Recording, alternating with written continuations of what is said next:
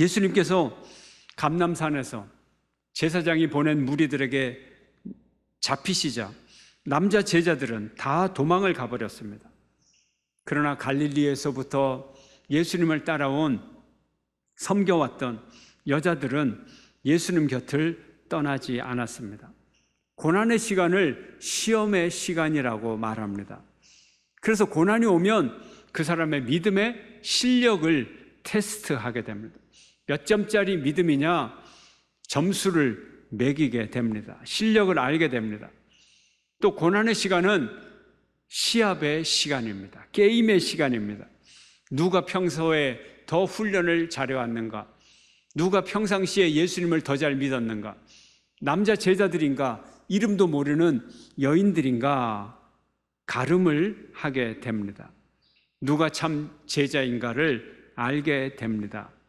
말 없는 헌신자들은 예수님의 자리를 따라가는 자리를 끝까지 지킨 여제자들이었습니다. 마가복음 15장 40절에 보면 멀리서 바라보는 여자들도 있었는데 그 중에 막달라 마리아와 또 작은 야고보와 요새의 어머니 마리아와 또 살로메가 있었으니 여기에 갈릴리의 여제자 삼총사가 등장을 하는 겁니다. 막달라 마리아와 작은 야고보의 어머니 마리아와 살로메 삼총사 가장 먼저 등장을 합니다. 그런데 성경은 이 세 사람에서 끝나지 아니하고 뭐라고 표현되어 있느냐? 많은 여제자가 있었다는, 숫자를 헤아리기 힘든 많은 여제자가 있었다는 거예요. 이 사실이 중요합니다. 그들이 예수님을 끝까지 동행했습니다. 이 갈릴리 여인들의 후원으로 말미암아 예수님이 3년 동안 공생애를 하실 수가 있고 제자들과 함께 하늘나라 복음을 전할 수가 있었습니다. 이 여인들이 3년 동안이나 이 선교 공동체를 부족함이 없이 후원했기에 선교를 할 수가 있었습니다. 어느 정도로 후원을 했느냐? 아주 넉넉한 후원을 했습니다. 왜요? 성경에 보면 가룟 유다가 회계를 맡으면서 그 금고를 자꾸 돈을 빼갔다, 공공 횡령을 했다, 그런 내용들이 나옵니다. 여유가 없으면 어떻게 횡령을 하겠어요? 아주 나쁜 사람들은 여유가 없어도 물론 하겠지만은 이 여인들이 아주 넉넉한 선교비를 헌금했기에 유다가 그런 일을 저지를 수가 있었던 것입니다. 참 믿음은 무엇입니까? 참 믿음은 겉으로 보이는 제자들이 다 도망간 그런 상황일지라도 예수님의 곁을 떠나지 않고 따라가는 것, 이것이 참 믿음입니다. 성도 여러분들이 바로 자기 자리를 끝까지 지키는 믿음의 제자들이 되시기를 주의 이름으로 축원합니다. 예수님께서 십자가에 못 박히신 날은 안식일 전날입니다. 안식일 준비일입니다. 요즘 시간으로 말하면 금요일입니다. 금요일 오전 9시에 십자가에 못 박혀서 금요일 오후 3시에 돌아가셨습니다. 이제 곧 몇 시간 후면 안식일이 시작이 됩니다. 유대의 안식일은 오늘날로 하면 토요일입니다. 그런데 유대인의 날짜는 아침에 시작하는 것도 아니고 자정에 시작하는 것도 아니고 저녁 때 새날이 시작이 됩니다. 창세기 1장에 저녁이 되며 아침이 되니 이는 첫째 날이니라, 저녁이 되며 아침이 되니 이는 둘째 날이니라. 저녁에 날이 시작이 되는 거예요. 그러므로 안식일 토요일은 언제 시작하느냐? 금요일 해지고 시작되는 거예요. 금요일 6시에 안식일이 시작이 되는 거예요. 그런데 예수님은 금요일 3시에 돌아가셨어요. 3시에 돌아가셨어요. 그런데 안식일에는 시체를 그냥 둘 수가 없는 율법 규정이 있어요. 그래서 안식일이 시작되기 전까지 예수님의 장례식을 치러야 됩니다. 그런데 3시에 돌아가셨으니 예수님의 사망 확인을 해야 되는 거예요. 그래서 예수님이 돌아가신 사망 확인을 위해서 로마 병사가 예수님의 옆구리에 창을 찔러서 그 창이 예수님의 심장까지 가도록 쿡 찌르는 아주 잔인한 그런 일을, 끔찍한 일을 벌이게 되었습니다. 어쩔 수가 없었습니다. 이 일이 얼마나 오랜 시간에 걸려서 일어났습니까? 불과 그 전날 밤에, 그 전날 깊은 밤중에 겟세마네에서 기도하시는데 예수님을 잡아서 불법 재판을 하고 아침에 십자가에 못 박고 오후에 돌아가시게 만드는 너무나 끔찍한 일이 벌어졌습니다. 이제 예수님의 장례를 위해서 남은 시간은 한두 시간밖에 남지 않았습니다. 그런데 이 장례식은 아무도 준비하지 못한 장례식입니다. 아무도 준비하지를 못했어요. 아무도 예상하지 못한 일입니다. 그래서 숨어있던 제자 중에 헌신하는 제자가 나타났습니다. 부자이며 공회원인 아리마대 사람 요셉이 자기 가족을 위해서 새로 만든 무덤에, 아무도 장례 지내지 않은 가족 묘에 예수님을 모시겠다고 자원을 했습니다. 그리고 그가 급히 세마포를 준비를 했습니다. 그리고 숨어있던 예수님의 제자 바리새인 지도자 니고데모가 향품을 가지고 와서 예수님의 장례식을 긴급하게 치르게 되었습니다. 갈릴리로부터 따라온 많은 여자 제자들은 예수님의 장례식에 가까이 가지도 못하고 멀찍이서 그저 바라만 보고 있었습니다. 밤새도록 온 도시가 술렁이며 예수님을 잡아가다가 불법 재판을 하다가 그토록 잔인하게 예수님을 고문하고 십자가에 못 박고, 그리고 이제 그 예수님이 돌아가시는 그 모습을 바라보면서 하염없이 눈물만 흘리고 있었습니다. 아무도 예수님의 장례를 준비한 사람이 없으되 며칠 전 예수님의 머리에 향유 옥합을 깨뜨려 향유를 부은 한 여인의 말이 생각납니다. 예수님이 이 여인을 칭찬하며 이 여인이 나의 장례식을 준비하였도다. 예수님의 말씀이 이제사, 그 칭찬의 말씀이 이제사 여인들의 머릿속에 떠오르고 있었습니다. 이렇듯 예수님의 죽음은 가까이 갑자기 찾아온 것입니다. 여인들은 이대로 예수님을 보낼 수가 없었습니다. 최소한 예수님의 몸에 향유라도 발라서 예수님의 가시는 길에 예의라도 갖추어야 예수님을 보낼 수 있었습니다. 급히 여인들은 뛰어가서 예루살렘 시장으로 달려가 향유를 구했지만 이미 해는 기울어 저녁이 되고 안식일이 시작이 되었습니다. 예수님의 장례식을 치를 수가 없었습니다. 하루빨리 안식일이여 빨리 지나가라. 안식일이 시작되자 이 길고 긴 어두운 밤이여 빨리 지나가라. 아침이 와라. 기다리고 또 기다리다가 새벽이 되자 여인들은 향품을 들고 예수님의 무덤을 찾아갔습니다. 역시 갈릴리 여제자 삼총사 막달라 마리아와 야고보의 어머니 마리아와 살로메 세 여인이었습니다. 예수님의 무덤을 찾아가면서 걱정이 있었습니다. 그 무거운 돌을 누가 굴려줄까? 무덤 문을 막았던 그 돌을 열어야 할 텐데 무덤에 가까이 와 언덕 아래서 언덕 위를 올려다보니 글쎄 그 큰 돌이 옆으로 굴려져 있고 무덤 문이 활짝 열려 있었습니다. 이상하게 생각하며 무덤 안으로 들어서니 흰옷 입은 청년이 오른쪽에 서 있는데 그 청년이 이렇게 말합니다. 청년이 이르되 놀라지 말라. 너희가 십자가에 못 박히신 나사렛 예수를 찾는구나. 그가 살아나셨고 여기 계시지 아니하니라. 보라, 그를 두었던 곳이니라. 예수님은 부활하셨어요. 그 무덤에 머물러 있을 이유가 없습니다. 예수님이 부활하셨다는 가장 유력한 증거는 예수님의 무덤이 비어 있다는 증거입니다. 죽은 시체가 어디로 갑니까? 예수님의 시체를 훔쳐갈까 봐 빌라도는 군인들에게 명령하여 2명씩 그 무덤 문을 지키게 했습니다.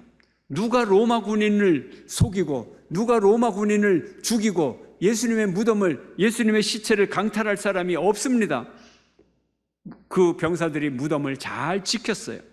그럼에도 불구하고 예수님을 가두어 둘 수가 없었습니다. 천사는 말합니다. 갈릴리로 가면 예수님을 만날 수 있다. 예수님의 메시지는 갈릴리에서 만나자. 가서 그의 제자들과 베드로에게 이르기를 예수께서 너희보다 먼저 갈릴리로 가시나니 전에 너희에게 말씀하신 대로 너희가 거기서 배우리라 하라 하는지라. 이 세 여제자들 보고 빨리 제자들에게 가서 갈릴리에서 예수님을 만나라, 예수님의 약속을 전하라고 했습니다. 예수님의 부활하신 후에 첫 번째 미팅 장소 갈릴리. 그런데 갈릴리 어디란 말입니까? 뻔하죠. 갈릴리의 그들의 아지트, 선교 본부, 가버나움, 거기서 만나자는 약속입니다. 그런데 이 천사의 말이 여인들의 귀에 하나도 들리질 않습니다. 하나도 이해가 되질 않습니다. 전혀 들리지 않고 이 여인들은 두려움에 가슴만 떨고 있었습니다. 두려움에 사로잡혀 있었습니다. 이 여인들에게 예수님이 다시 살아나셨다는 소식이 기쁨을 줘야 되는데 자기의 기대와 달라서 두려움에 떨고 무서워서 부들부들 떨고 있었던 것입니다. 그렇습니다. 전혀 예상치 못한 일이기 때문에 그렇습니다. 여자들이 몹시 놀라 떨며 나와 무덤에서 도망하고 무서워하여 아무에게 아무 말도 하지 못하더라. 그저 무서워서 부들부들 떨고만 있어요. 예수님의 죽은 시체가 어디로 갔어? 어디로 갔어? 부들부들 떨고만 있었습니다. 겨우 정신을 차리고 막달라 마리아가 베드로와 요한에게 이 소식을 전했습니다. 예수님이 살아나셨다. 예수님께서 갈릴리로 가시나니 거기서 만나보기를 원한다. 베드로와 요한이 황급하게 무덤에 왔지만 역시 무덤은 비어있는 채로 아무것도 없었습니다. 이때 막달라 마리아가 할 수 있는 일은 두려움에 떨면서 눈물 흘리는 일밖에 없었습니다. 아무도 마리아의 말을 믿지 아니하고 마리아 자신도 예수의 부활 사건을 믿지 못했던 것입니다. 그때 갑자기 마리아야 인자한 음성이 들립니다. 예수님의 음성이었습니다. 뒤돌아보니 예수님께서, 부활하신 예수님이 마리아의 등 뒤에 서 계셨습니다. 예수께서 안식 후 첫날 이른 아침에 살아나신 후에 전에 7 귀신을 쫓아내어 주신 막달라 마리아에게 먼저 보이시니 막달라 마리아는 부활의 증인 제1호가 되었습니다. 마리아야 부르는 그 음성이 뭐냐? 부활 증인 제1호, 부활의 증인 임명장, 그것을 막달라 마리아에게 예수님이 수여하신 거예요. 이제 부활하신 예수님을 만나서 그것을 알고 믿고 막달라 마리아는 부활을 증언하게 되었습니다. 막달라 마리아가 누구입니까? 예수님이 7 귀신을 쫓아내 주신 여인이었습니다. 비참함과 피폐함과 인간 이하의 삶을 살아갔던 그에게 예수님이 참으로 인간다운 삶을 허락해 주셨습니다. 예수님의 은혜를 한번 이렇게 맛본 사람은 예수님을 결코 떠나지 않습니다. 바로 막달라 마리아가 이런 사람이었습니다. 그가 부활의 증인 제1호가 되었습니다. 사실 예수님은 예수님의 부활을 여러 차례 예언하셨습니다. 그런데 왜 제자들은 예수님의 예언을 기억을 하지 못하나요? 왜 막달라 마리아조차 기억을 하지 못하나요? 왜 두려움에 떨었나요? 왜일까요? 예수님의 말씀이 너무 빨라서, 예수님이 외국어를 해서? 아닙니다. 이들은 예언을 잘 들었어요. 그 증거가 있어요. 예수님께서 제자들에게 첫 번째로 인자가 고난을 받고 죽임을 당하고 제3일에 부활하리라 첫 번째 예고했을 때 베드로가 어떻게 반응을 보였습니까? 예수님의 발을 붙잡고 주여 그리 마옵소서, 이 일이 결코 당신께 일어나서는 안 됩니다. 그리고 뭐라고 했어요? 항의했다 그랬어요. 항의했다고 그랬어요. 요즘 정치가들이 자기 마음대로 행동을 못하죠. 자기 추종자들의 이해관계 때문에. 예수님이 십자가에 못 박히는 거 베드로가 항의했어요. 당신이 그렇게 하면 우리가 어떻게 됩니까? 배반하지 마십시오. 그래서 예수님이 뭐라고 했나요? 베드로를 향하여 그래 네가 나를 많이 사랑하는구나. 내가 고난받고 죽는 걸 네가 원치 않는구나. 그래 고맙다. 등을 두들겨 줬나요? 안 그랬죠. 예수님이 뭐라 그랬어요? 첫 마디가 사탄아 내 뒤로 물러가라. 사탄아 내 뒤로 물러가라. 너는 나를 넘어지게 하는 자로다. 사탄이 사람을 넘어뜨리잖아요. 내가 하나님의 일을 생각하지 않고 사람의 일을 생각하느니라. 이토록 심하게 야단을 쳤는데 못 알아들을 사람이 누가 있겠습니까? 베드로도 알아듣고 함께 있던 모든 제자들이 다 알아들었어요. 다 알아들었어요. 다 알아들었어요. 베드로, 내 앞에 내 길을 가로막는 사탄의 일을 하지 말고 내 뒤로 물러가라. 그리고 내 뒤에서 나를 따라와라. 나는 고난의 길을 걸어가야 해. 예수님의 말씀입니다. 분명히 예수님의 예언을 제자들이 알아들었어요. 알아들었어요. 이해했습니다. 그런데 그 마음속에 자기의 꿈과 욕망의 좌절에 두려움이 몰려옵니다. 그 두려움이 뭡니까? 내가 고난을 받고 죽고 제3일에 살아나리라. 예수님의 이 분명한 예언인데, 분명히 알아들었는데 이들의 생각이 어디까지 멈추었느냐? 내가 고난을 받고 죽으리라. 이까지 멈추었던 거예요. 여기서 딱 정지되는 거예요. 모든 사고와 모든 꿈이 좌절이 돼버리는 거예요. 두려움 때문에. 그 다음에 내가 부활하리라. 이 음성을 이들은 애써 기억에서 지워버리는 거예요. 이게 인간의 어리석음이에요. 인간의 어리석음이에요. 이후로는 예수님을 따라가지를 못해요. 예수님이 고난을 받으러 십자가 지러 예루살렘으로 가시는구나. 오직 거기에 생각이 집중이 됩니다. 예수님이 이제부터 걸어가시면 항상 제자들은 뒤쳐서 미그적 거리면서 뒤처집니다. 성경에는 분명히 나와 있어요. 예수님이 예루살렘으로 가시는데 제자들이 두려워하더라. 왜 두려워하나요? 예수님 죽는 걸 아니까 두려워하더라.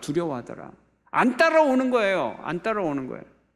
그래서 제자들에게 예수님이 말씀하십니다. 니네들 진짜 내 제자 맞아? 예수님의 질문이에요. 너희들이 내 제자 맞아? 왜 내 뒤를 따라오지 않는 거야?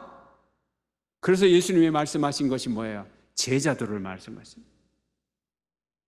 누구든지 나를 따라오려거든 뭐예요? 내 제자가 되려거든 자기를 부인하고 자기 십자가를 지고 나를 따를 것이니라. 내가 죽으러 가는데 너희들도 죽으러 따라와야지. 이게 참 제자의 길이야. 그래서 제자의 도를 말씀하시는 거예요. 제발 좀 미적거리지 말아라. 제자가 뭔데? 그걸 알려주는 거예요. 그랬더니 도마가 뭐라 그래요? 에이그 그래 차라리 우리 죽으러 가자. 좋아서 하는 얘기가 아니에요. 주님이 죽으러 가니 우리도 죽으러 가겠습니다. 결심이 아니에요. 비아냥거리는 거예요. 어차피 죽을 거. 에라 죽으러 가자. 이게 도마의 고백이에요. 못 알아들은 게 아니에요. 다 알아들었어요. 이게 심리학적인 방어라 그러잖아요. 부인하고 부정하고 거부하고. 오늘날에 우리도 예수님을 잘 알아요. 오늘날의 사람들이 지식이 부족합니까? 뭐가 부족합니까? 예수님 시대보다도 우리는 성경을 더 잘 알고 있어요. 그런데 여러분은 어디에 꽉 막혀 있어요? 무엇을 부인하고 있어요? 무엇을 부정하고 있어요? 무슨 쾌락 때문에? 무슨 관심 때문에? 세상에 무엇을 사랑하는 사랑의 감정 때문에 여러분은 제자의 길을 거부하고 있습니까? 주님을 따라가는 여러분 되시기를 축원합니다. 주님의 가르침을 받아들이는 여러분 되시기를 축원합니다. 예수님은 두려워하고 불신하는 제자들에게 나타나셨습니다. 그들의 믿음 없음을 꾸짖으시고, 자, 내가 부활한 몸을 가지고 있다. 내 손과 발을 만져봐라. 의심하지 않고 믿는 자는 복이 있다. 그들을 부활의 증인으로 참 제자로 예수님은 만드셨던 것입니다. 사명자는 태어나지 않고 사명자는 만들어집니다. 누가 만듭니까? 예수님이 친히 만들어 주셨어요. 두려움에 떨고 도망가는 제자들을 불러 그들에게 기도를 가르치고 성령을 부어 그들로 하여금 부활의 증인으로 삼아 주셨습니다.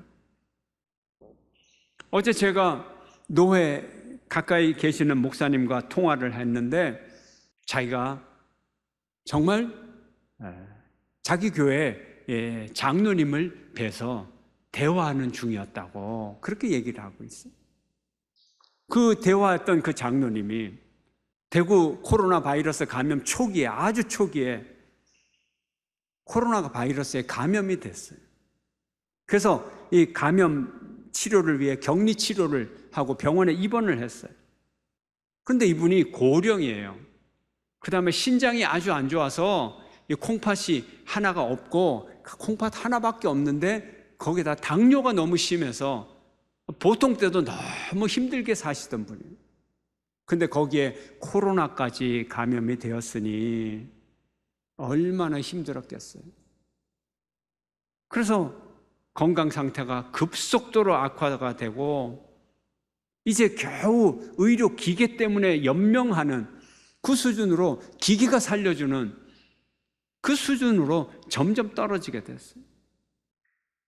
의료진들의 대화를 들어도 그렇고 본인에게 하는 말도 그렇고 오늘 아니면 내일 넘기기 어렵다, 그걸 본인이 들었어요.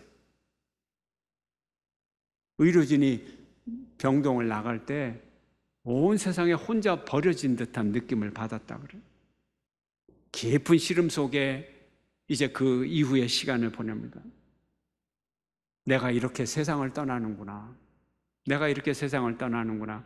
깊은 시름 속에 밤을 지냈는데 누군가 인기척이 오고 찾아오는데 그게 환상이었는데 환상 중에 예수님이 천사 둘을 데리고 찾아오신 거예요. 갑자기 병실 안으로 들어오셔서 이 장로님을 위로해 주시면서 예수님이 위로의 손으로 안수를 해 주셨어요. 그 사이에 환상을 보니까 천사들이 또 기계들을 막 열심히 작동하면서 그 기계가 더 작동이 잘 되도록 천사들이 막 만지고 있는 환상을 보았어요. 그리고는 깊은 잠에 떨어졌는데 아침이 되어서 담당 의사가 이제 회진을 돌다가 이 병실에 들어오게 됐는데 갑자기 회진 의사의 목소리가 밝아졌습니다.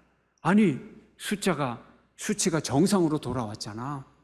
아니, 코로나 증세가 사라졌네, 하룻밤에. 이런 말을 듣게 됐어. 할렐루야. 장로님이 완치를 되고 또 격리기간 다 끝나서 교회 와서 목사님께 간증을 했습니다. 할렐루야. 부활의 신앙을 믿는 자들에게는 표적이 따릅니다. 믿는 자들에게는 이런 표적이 따르리니 곧 그들이 내 이름으로 귀신을 쫓아내며 새 방언을 말하며 뱀을 집어올리며 무슨 독을 마실지라도 해를 받지 아니하며 병든 사람에게 손을 얹은즉 나으리라 하시니라. 아멘. 11 사도들이 부활의 증인이 되었어요. 베드로의 첫 설교의 주제가 부활의 증인이었어요. 당신들이 십자가에 못 박아 죽인 그 예수를, 이 예수를 하나님이 살리신지라 우리가 다 이 일의 증인이라. 우리가 증거해야 될 것은 부활의 증거입니다. 우리도 제자들처럼 예수님의 십자가에 딱 넘어가서 그 십자가를 넘어가지 못하는 그런 신앙인이 되어서는 안 되는 거예요. 우리의 목적은 부활의 증인이 되는 겁니다. 우리에게 부활이 있어야 됩니다. 부활이 있어야 우리는 사랑할 수 있어요. 부활이 있어야 모든 것을 참으며 모든 것을 믿으며 모든 것을 바라며 모든 것을 견딜 수 있어요. 부활이 없으면 견딜 수가 없어요. 부활이 있어야 낮아질 수 있고 부활이 있어야 섬길 수가 있고 부활이 있어야 용서할 수 있고 화해할 수가 있는 거예요. 무명의 헌신자들이 다 부활의 증인이 되었습니다. 부활을 믿어라. 부활을 믿어라. 예수님이 우리에게 말씀하신 복음의 결론입니다. 부활을 믿어라. 다시 사는 새 삶이 있다. 현실의 삶에서 두려워하지 말아라.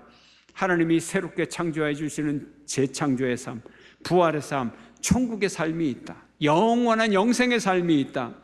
우리 눈에 보이는 모든 것이 부활의 흔적임을 믿으시기를 바랍니다. 부활의 증거임을 믿으시기를 바랍니다. 모든 것이 부활의 비유임을 믿으시기를 바랍니다.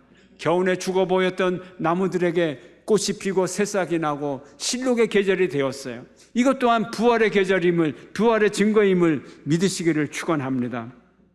부활의 믿음, 부활의 소망으로 살아가십시오. 모든 것이 부활합니다. 부활을 믿으면 우리의 인생이 변하고 온 세상이 변합니다. 부활을 믿으면 천국이 보입니다. 부활을 믿으면 우리가 오늘 만들어가야 할 천국의 세상이 보이고 용기를 얻게 됩니다. 사랑하는 성도 여러분, 여러분 모두가 부활의 증인이 되시기를 주의 이름으로 축원합니다.